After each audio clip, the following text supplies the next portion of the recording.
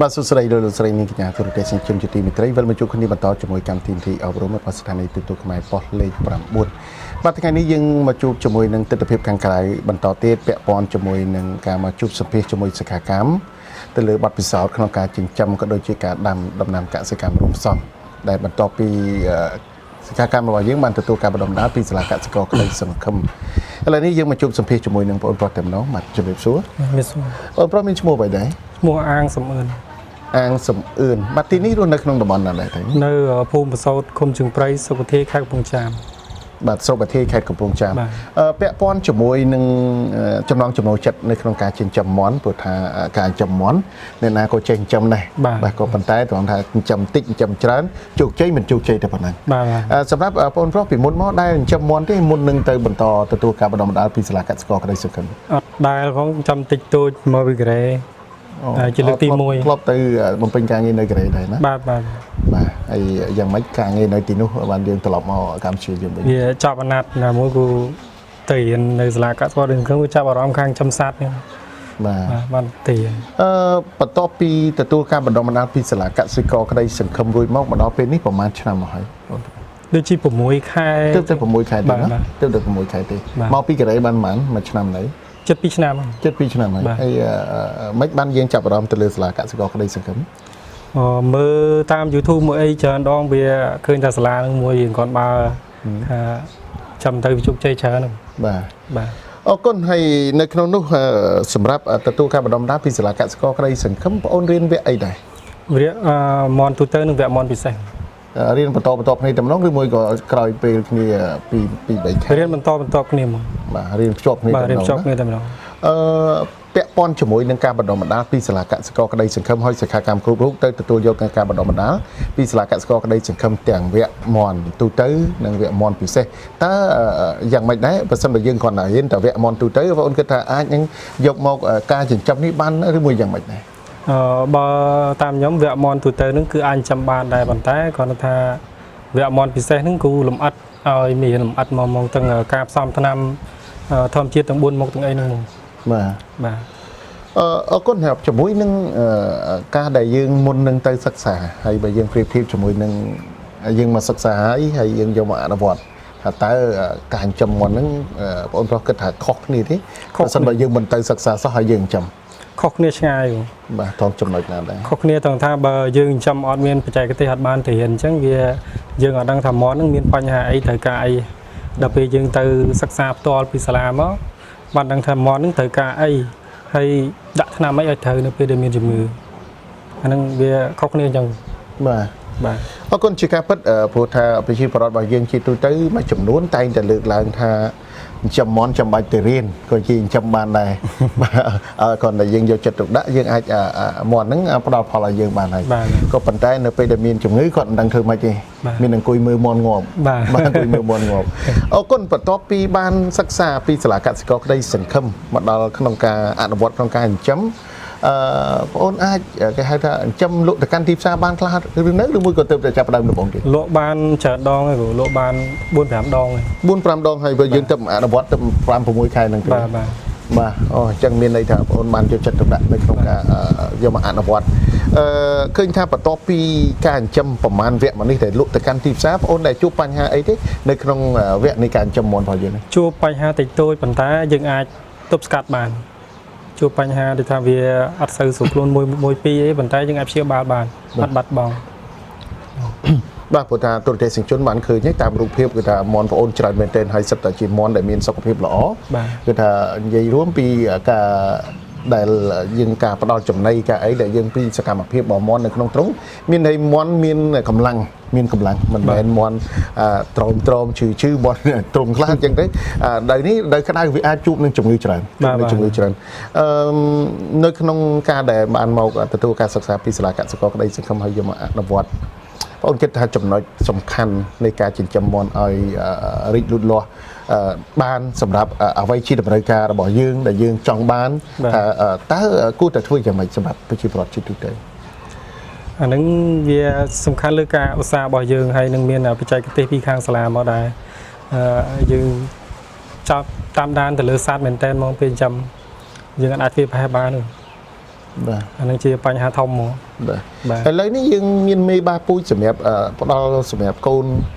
ខ្លួនឯងឬមួយក៏យើងទិញពូជពីខាងក្រៅមកទេឥឡូវខ្ញុំរៀបចំឡើងមេ80ប៉ុន្តែថាវាអត់តាន់មានពងមានកូនទេតែយើងយកមេក៏កូនខាងក្រៅមកជំហានដំបូងបាទជំហានដំបូងយើងទៅរើសពូជមេបាទេបាទទៅរើសបាទបងអូនគិតថាសំខាន់ទេនៅពេលដែលយើងត្រូវការពូជមេបាដោយខ្លួនឯងថាតើយើងគួរតែរើសដោយរបៀបណាដើម្បីពូជមេបានឹងផ្ដល់អត្ថប្រយោជន៍សម្រាប់អ្នកចិញ្ចឹមក៏ដូចជាបងអូនតែម្ដងពូជមេបានឹងរើសវាច្រើនរើសវាពូជយើងរោមចិត្តហើយជើងល្មៀតតម្រូវការនៅទីផ្សារហ្មងនឹងបានល្អសម្រាប់ការចិញ្ចឹមព្រោះប្រជាពលរដ្ឋខ្លះគាត់គិតថាមន់ជើងរៀងសក៏អត់ល្អបាទមន់អ្នកខ្លះទិញបានជើងល្មៀតហើយសាច់លឿងទៀតអានឹងគេត្រូវការសិតតែមន់ខ្លាញ់ល្អបាទព្រោះថាមន់ពូជមន់ស្រែរបស់យើងភាគច្រើនយើងគេហៅថាយើងគិតថាជាពូជមន់ស្រែដែលល្អហើយភាគច្រើនបច្ចុប្បន្ននេះមន់តាមទីផ្សារគេច្រើនតែយកមន់បីសាសវាមន់ពូជមកពីសុកគេអញ្ចឹងយកមកចិញ្ចឹមវារីកធំធាត់លឿនទៅកាន់ទីផ្សារមែនប៉ុន្តែប្រជាជនកម្ពុជារបស់យើងឡើងចាប់ផ្ដើមរើសហើយចំណីហាយើងអាចនៅហូបមន់នឹងបានតទៀតទេមិននិយាយអញ្ចឹងយើងប្រអាប់ក្រុមហ៊ុនដែលមានពូជមន់នេះទេប៉ុន្តែប្រជាជនកម្ពុជារបស់យើងចាប់ផ្ដើមគេហៅថាបែរនៃការទទួលទានអាហារមករកសាច់មាន់ណាដែលបែបធម្មជាតិក៏ប៉ុន្តែការចិញ្ចឹមមែនប៉ុន្តែយើងចិញ្ចឹមបែបធម្មជាតិបាទផ្ដល់ចំណីមែនប៉ុន្តែយើងលក្ខណៈថែទាំអីហ្នឹងគ្រប់សពបែបយ៉ាងគឺយើងទៅតាមបែបធម្មជាតិដែរអរគុណនៅក្នុងការដែលចិញ្ចឹមបងប្អូនដែលឥឡូវនេះយើងអត់ទាន់មានមេបាទេសម្រាប់គ្រប់គុំយកកូនសម្រាប់ចិញ្ចឹមលក់ទៅកាន់ទីផ្សារប៉ុន្តែយើងទិញពូជពីខាងក្រៅនៅឡើយនៅពេលដែលបងអូនយកពូជមកដល់ទ្រុងជាទូទៅសម្រាប់ឲ្យបានជោគជ័យសម្រាប់សិក្ខាកាមគ្រប់រូបដែលកំពុងតាមដានទស្សនាក៏ដូចជាប្រជាពលរដ្ឋដែលមិនទាន់បានមកសិក្សារៀនសូត្រនៅឡើយថាគាត់គួរតែមើលពូជនឹងយ៉ាងម៉េចយកមកដាក់ទ្រុងដើម្បីឲ្យការរីកលូតលាស់នៃមន់ចិញ្ចឹមរបស់យើងយកទៅកាន់ទីផ្សារបានឲ្យបានគេហៅថាងាយស្រួលមិនជួបនៅបញ្ហាជំងឺច្រើនបាទពូជនឹងយើងជ្រើសយកពូជកូនណាដែលមានសុខភាពល្អយកមកចិញ្ចឹមហើយវាដូចថាមានរោមចិត្តកុំយកពួកអាកដោកដោពួកកដោទីផ្សារគេអត់ទៅត្រូវការមកនេះពូជរោមចិត្តអានឹងទីផ្សារគេអត់ទៅហើយពូជរឿងជើងល្មៀតមិនទៅមិនបាច់ប្របាក់បោចរោមគេអត់ត្រូវការវាធំជ្រុលបាទដើម្បីមួយចិត្ត2គីឡូវិញគេអត់ចង់យកបាទតែ1គីឡូកន្លះ1គីឡូ8គេចង់បានបាទអាពូជអត់រោមហ្នឹងច្រើនតែ2គីឡូជាងបាទ2គីឡូជាងបាទអាហ្នឹងវាថាទីផ្សារវារៀងយ៉ាប់បន្តិចវាពិបាកលក់ដោយសារអីមន់ជួនកាលគេត្រូវតាម1គីឡូតិចតួចវាធូរថ្លៃដល់ធូរពេកវាថ្លៃយ៉ាងថ្លៃយើងពិបាកសម្រាប់គេហៅលក់ចេញទៅកាន់ទីផ្សារអញ្ចឹងគិតថាមកដល់ពេលនេះបងអូនបានលក់បានពី3វគ្គទៅហើយសម្រាប់ទិសដៅរបស់បងអូនតើគិតថាចង់បរិយាក្នុងការចិញ្ចឹមនឹងទៅទៀតទេនៅអ្វីដែលជាចំណង់ចំណូលចិត្តរបស់បងអូនក្នុងពេលបច្ចុប្បន្នខ្ញុំចង់បរិយាបន្ថែមទៀតឥឡូវកំពុងរៀបចំបរិយានៅខាងលិចនោះមកកន្លែងទៀតអាហ្នឹងរីធំជាងហ្នឹងបាទរីធំជាងហ្នឹងខ្ញុំដាក់មន់សាច់លក់ទីផ្សារហ្មងបាទជាការពិតព្រោះយើងនៅនេះនៅស្គុនយើងឯផ្សារអានេះគេហៅផ្សារផ្អាវបាទយើងមានផ្សារផ្អាវមួយនៅខាងមុខជាប់ចេញដែរអញ្ចឹងទីផ្សារព្រលឹមឡើងបើយើងមានមន់លក់អងថ្ងៃកាន់តែល្អទៅទៀតយើងអាចមានកំងមួយកំងអីទិញពីយើងទៅអញ្ចឹងដែរអរគុណជាការពិតពាក់ព័ន្ធជាមួយនឹងការចិញ្ចឹមមន់នេះប្រជាពលរដ្ឋរបស់យើងគិតថាអ្នកខ្លះគឺចិញ្ចឹមអត់បានជោគជ័យកត្តាអ្វីកត្តាមកពីអ្នកចិញ្ចឹមមិនបានយកចិត្តទុកដាក់ទៅលើការចិញ្ចឹមមិនចេះតាមដានអំពីសកម្មភាពមន់ក៏មិនខុសពីមនុស្សយើងដែរសត្វអត់ខុសទេប្រសិនបើយើងចង់ឲ្យបានទទួលផលល្អយើងដឹងពីការរស់នៅរបស់សត្វចិញ្ចឹមរបស់យើងថាតើវាតម្រូវការអីឲ្យពិតប្រាកដជាការពិតសម្រាប់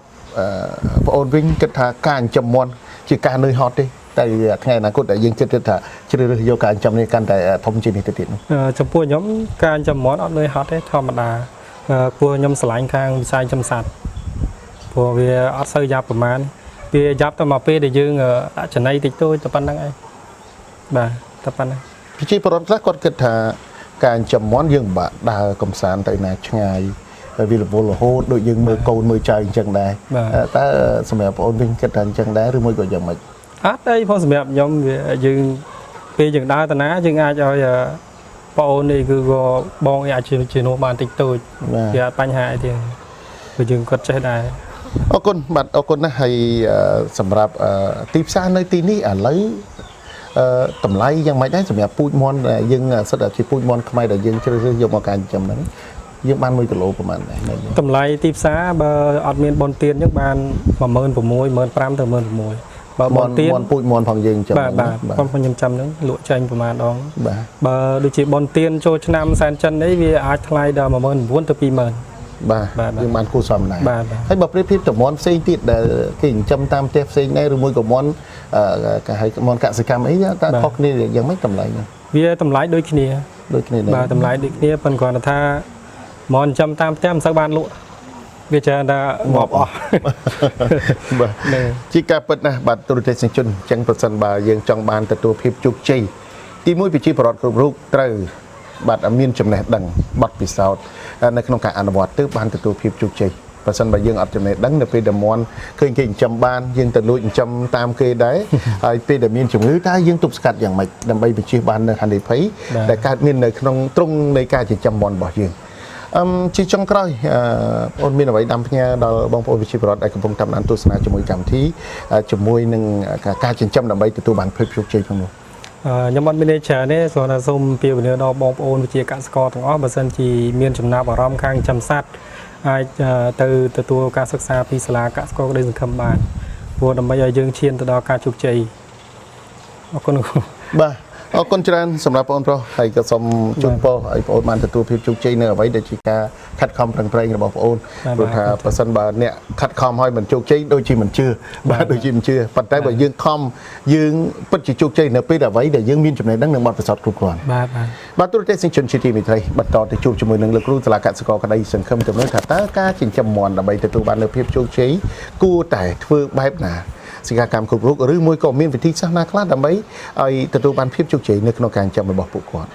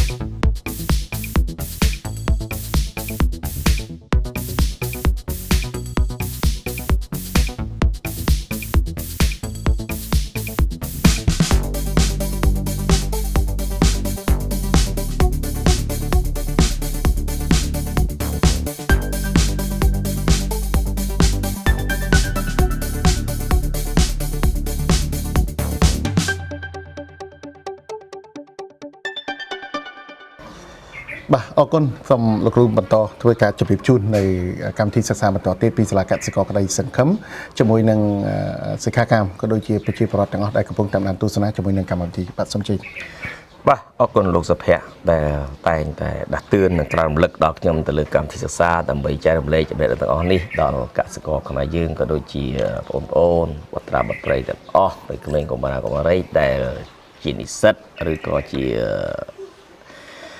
សិស្សទាំងឡាយដែលអាចឆ្លៀតពេលវេលាបានក្នុងការសិក្សាយើងអាចឆ្លៀតបំពាក់ចំណេះដឹងខ្លីៗទៅលើជំនាញកសិកម្មជាពិសេសគឺនិស្សិតឬក៏ជាអ្នកដែលបញ្ចប់ការងារហើយគាត់នឹងខ្វះការងារតែគាត់នៅមានលំនៅឋានរបស់គាត់នៅដីនៅមានទំនេរយើងកុំទុកទីតាំងទាំងអស់នៅទំនេរចោលកុំទុកឲ្យពេលវេលានៅសល់ណាកុំទុកឲ្យតួអង្គខ្លួនយើងនៅកែនឹងផែនដីដោយគ្មានប្រយោជន៍ចូលនាំគ្នាទាំងអស់បញ្ចេញសកម្មភាពដើម្បីបង្កើតការងារក៏ដូចជាការរកប្រាក់ចំណូលដើម្បីគ្រប់គ្រងក្នុងគ្រួសារជាពិសេសយើងត្រូវផ្គត់ផ្គង់ដើម្បីរកប្រាក់ចំណូលទាំងអស់នេះជំរុញ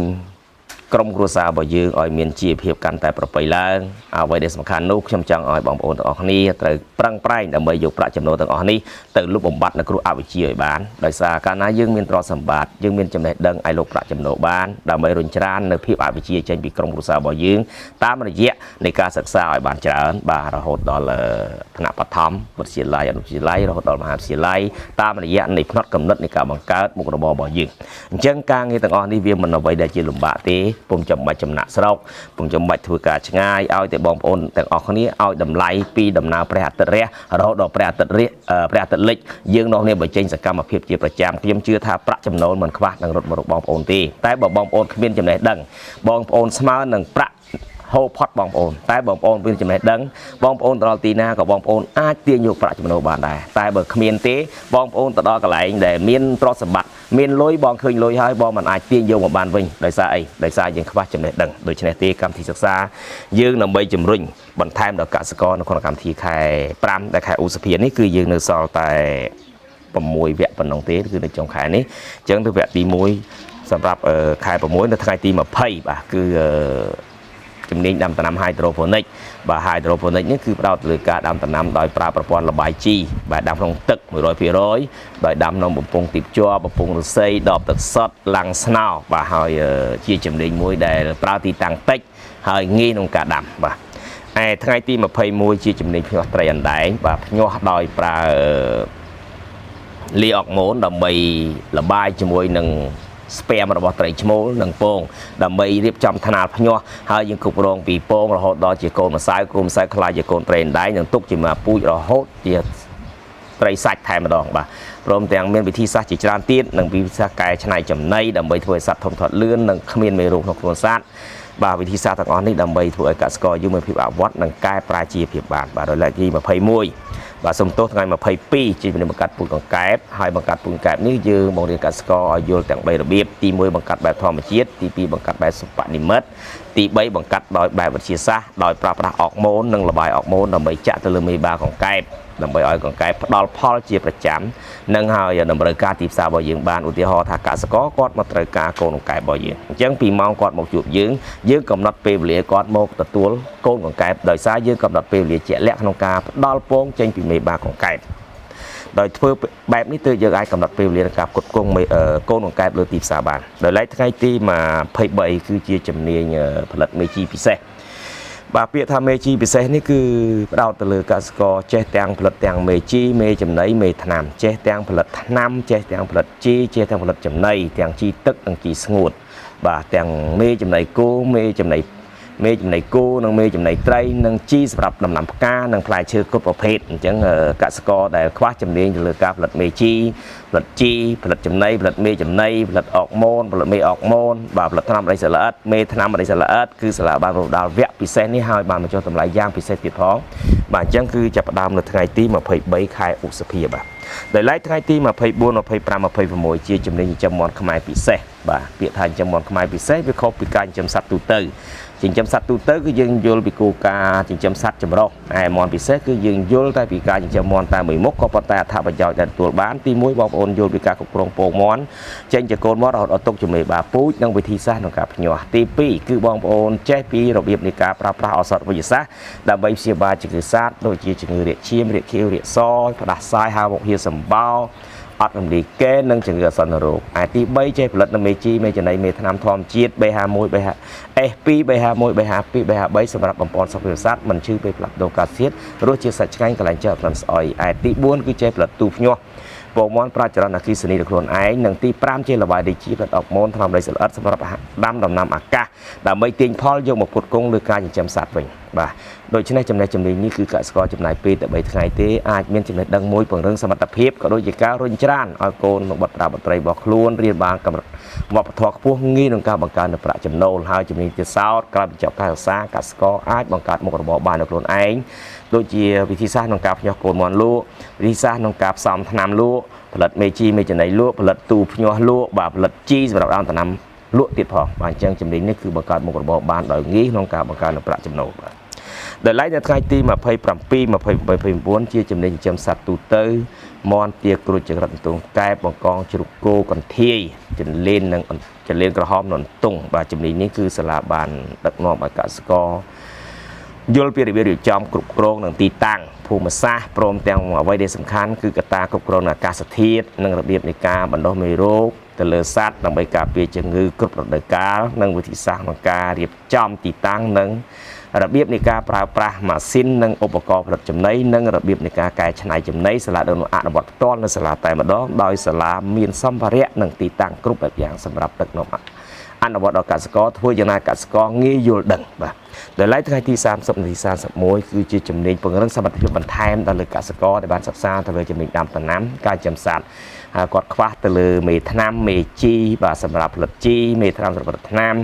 និងខ្វះបច្ចេកទេសក្នុងការផ្សំឱសថដើម្បីព្យាបាលជំងឺសត្វរបស់គាត់ដោយដឹងថាសត្វរបស់គាត់ឈឺនៅដំណាក់កាលណាឧទាហរណ៍ថាឈឺនៅកដល់ក្បាលនិង2កដល់ថ្នាក់វៀនធំពីថ្នាក់វៀនធំដល់ក្លោអាក់តើសត្វឈឺផ្ដល់សញ្ញាខាងក្រៅដោយរបៀបម៉េចយើងគ្រាន់តែឃើញសញ្ញាផ្ដល់ខាងក្រៅយើងដឹងថាសត្វរបស់យើងឈឺដំណាក់កាលទី1បើឈឺដំណាក់កាលទី1តើយើងប្រើថ្នាំនៅក្រុមណាបើឈឺដំណាក់កាលទី2យើងប្រើថ្នាំក្រុមណាដំណាក់កាលទី3យើងប្រើថ្នាំក្រុមណានឹងយល់ឲ្យបានច្បាស់ពីអង់ទីយ៉ូទិកឲ្យយល់ឲ្យច្បាស់ពីវីតាមីនឲ្យយល់ពីសារធាតុរ៉ែតើតួនាទីទាំង3នេះមានតួនាទីសកម្មយ៉ាងណាខ្លះក្នុងការចិញ្ចឹមសត្វអញ្ចឹងបងប្អូនបានរៀនវគ្គចិញ្ចឹមសត្វហើយឬក៏យើងមិនទាន់បានយល់ច្បាស់លើការប្រើប្រាស់ឱសថទេយើងអាចទៅណងមកសាលាដើម្បីសិក្សាបានគឺនៅថ្ងៃទី30ទី31ហើយនឹងអាស័យដ្ឋានរបស់សាលាគឺស្ថិតនៅក្នុងភូមិស្ដៅកន្លែងឃុំដីឥដ្ឋស្រុកពៀនស្វាយខេត្តកណ្ដាលបណ្ដោយផ្លូវជាតិលេខ1ធ្វើដំណើរពីភ្នំពេញមកហួសបង្គោលគីឡូម៉ែត្រ24ចម្ងាយតែ700ម៉ែត្រខាងឆ្វេងដៃនៅឃើញស្លាកសាលាកសិករក្តីសង្ឃឹមឬបងប្អូនពុកម៉ែដែលធ្វើដំណើរមកពីក្រុងបាវិតស្វាយរៀងព្រៃវែងស្រុកដឹកដែកឆ្ពោះមកទីក្រុងភ្នំពេញតាមបណ្ដោយផ្លូវជាតិលេខ1ហួសបង្គោលគីឡូម៉ែត្រ25តែ200ម៉ែត្រស្ដាំដៃឃើញស្លាកសាលាកសិករក្តីសង្ឃឹមឬក៏អាចត្រាក់ត្រងតាមទូរស័ព្ទចំនួន3ខ្សែដោយរូបខ្ញុំបាទតែម្ដងគឺ085 067 7 ដើមនិង65 085 067 7 ដើមនិង65និងប្រព័ន្ធស្មាត016 52 53និង59 016 52 53និង59បាទសូមថ្លែងអំណរគុណដល់ពុកម៉ែបងប្អូនទាំងអស់ដែលតាមដានដោយយកចិត្តទុកដាក់នៅនីតិអប់រំរបស់នីតិអប់រំកសិកម្មរបស់ទូតខ្មែរប៉ុស្តិ៍លេខ9បាទសូមអរគុណបាទអរគុណចំពោះលោកគ្រូដែលបានផ្ដល់នៅកម្មវិធីសិក្សាជាបន្តបន្ទាប់ហើយសម្រាប់ពេលនេះដោយកម្មវិធីមានពេលកំណត់ក៏សូមលំអរកាយគោរពលាពីលោកលោកស្រីនាងកញ្ញាទូរទស្សនិកជនដែលត្រឹមប៉ុណ្ណេះសិនផងដែរវិលវិញជួបគ្នាសប្តាហ៍ក្រោយតាមពេលវេលានិងម៉ោងដដែលបាទសូមអរគុណ